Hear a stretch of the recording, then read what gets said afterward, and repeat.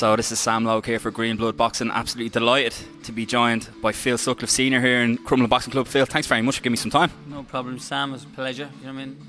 Thank you so much. Obviously, there's a lot to talk to you about. You're kind of the man of the moment at the moment in Irish boxing in terms of the trainers, at least, with specifically in terms of your involvement with Conor McGregor, obviously, which is massive worldwide news.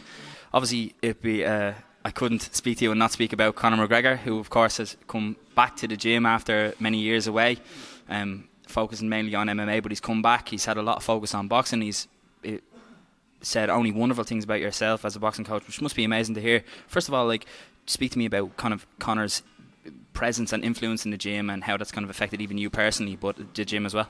Well, when he walked into the gym, at first the gym was buzzing. I was delighted when he asked me could he go down and do a bit of training. Who's going to say no to Conor? You know, he's such a hard trainer himself, and always was, even as a kid. Yeah. Right? He's a warrior, and he never stops training. That Conor never stops training.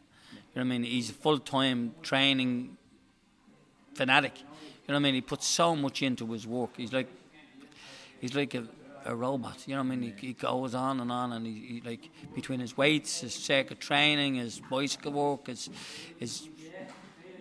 his judo, his karate, his boxing. His boxing is after coming on a ton. And hopefully it was because he came back to us and his boxing skills, even against Poirier. He boxed the head off Poirier in the fourth round. He should have got rid of him in that fourth round because he had two times of opportunity to get rid of him and he didn't open up. Maybe, no, this time, please God, the fourth round, right, and not take those kicks off Poirier and do his business. I think he'll do the business. You know what I mean? Yeah, I mean, I think most people think that he definitely looked like his boxing looked very good. But one thing I noticed was that when he did step into the cage, he did look quite boxing orientated. It looked like he had been doing a lot of boxing training and he was in there with very much a boxing mindset. Would you agree with that? Did it have a big influence? Well, he was the fight with Manny Pacquiao was supposed to be coming up, and he was doing a lot of boxing training, but he also was doing his kicking and his wrestling, and he had all his coaches there, and he puts a bit of everything into. Sorry about that. No problem. He puts a bit of everything He puts a bit of everything into his game, his boxing, as I said, his judo, his MMA, his John Kavanagh has him working out and doing what he has to do, and he just. That's it. What do you think went wrong in the fight? Because his boxing did look good, as you say, but I think there has been a little bit of criticism that has said that he looked like very boxing orientated in the fight and maybe not ready for some of the more MMA aspects of the fight.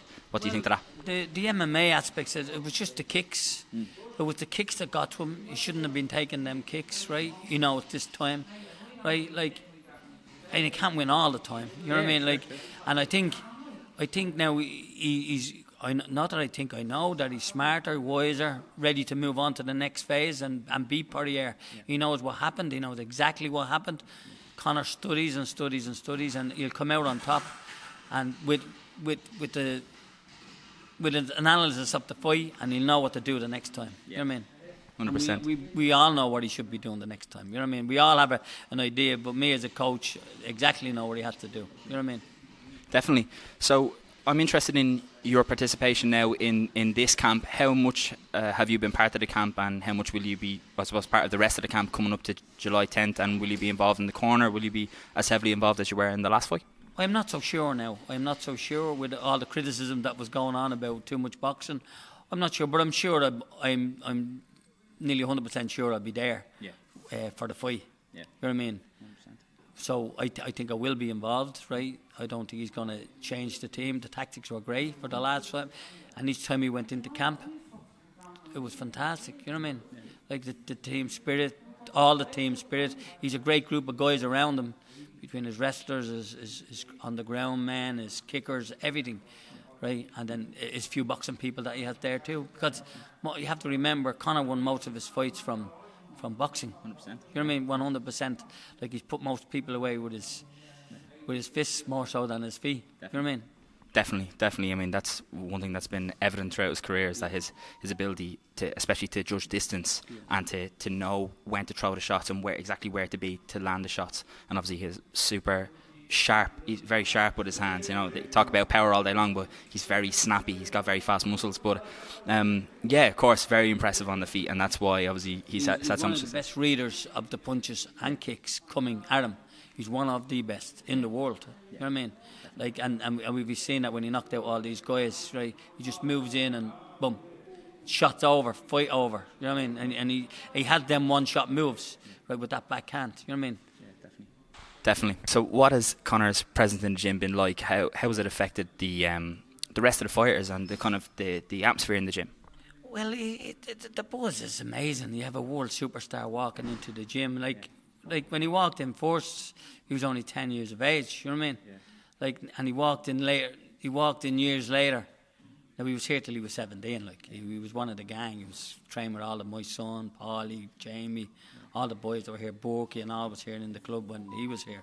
You know what I mean? And he would have sparred Borky as well. You know what I mean? So, and he came back into it, and he gave the club a bit of a lift. You know what I mean? Definitely. Like, and not only did the club a bit of a lift, he's getting our mezzanine ceiling done. He's bought his tracksuits. He's after putting a financial buzz into the club as well. Like and he's doing it for everything. Yeah. Like his football club, he does it for the hospital. He has, like, he's great qualities that not enough people talk about. They talk about all the bad things that he's done, but not all the good things that he's done. And and he'll go on doing them good things. You know what I mean? Because like he's so successful as a businessman, and to get that hunger back into the ring, back into the octagon, where he's not doing it for the money, he's doing it for the win. He has that drive in him that he wants to be a winner. You know, whether it be boxing, whether it be MMA, he wants to be a winner. That's the type of guy he is. No matter if he's playing ping pong, he'd want to be a winner. You know what I mean? If he's playing chess, he'll want to be a winner.